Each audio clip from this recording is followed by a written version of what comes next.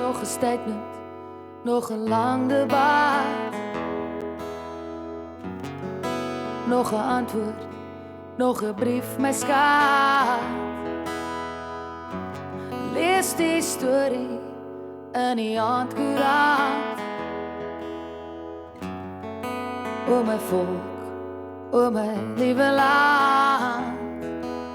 Waansin, waansin is dit onsin. Onsin, onsin, dit is waansin. Waansin is 'n sang wat ek geskryf het vir Dan Rood, wat op die dag van Kader Asmal se dood het hy vieslike tweets en goed begin sê oor hoe Kader Asmal single-handedly die rede dat vir die val van alle universiteite en skole in Suid-Afrika, en hy was net disgusting en ek het net gedink, Here, jy weet, die ou is nou net dood. Wat ook al jy dink van hom, wat ek dink wat hy dink is ridiculous in die eerste plek, maar ek het net gevoel, Jessie, hy is nou net dood. Jy sê dis vryheid van spraak, ek hoor net vryheid van wraak. Jy noem dit vryheid van spraak, ek hoor net vryheid van waansin.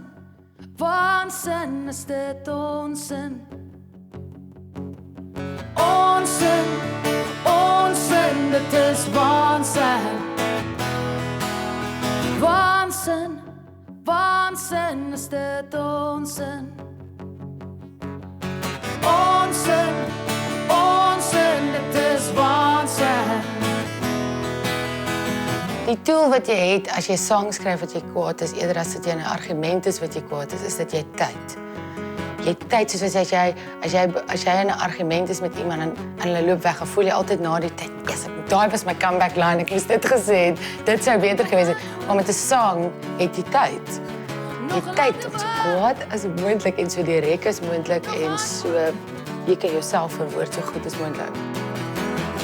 Jy sê dis vryheid van spraak, ek hoor net vryheid van wraak. Jy noem dit vryheid van spraak, ek hoor net vryheid van waansin. Waansin is dit onsin. Onsin, onsin, dit is waansin. Waansin, waansin is dit onsin. Onsin, onsin, dit is waansin. Waansin, waansin is dit onsin. Onsin, onsin, dit is waansin.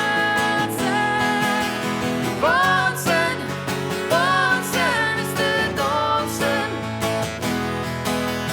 Onsin, onsin is dit waansin. Waansin, waansin is dit onsin. Onsin, onsin, dit is waansin.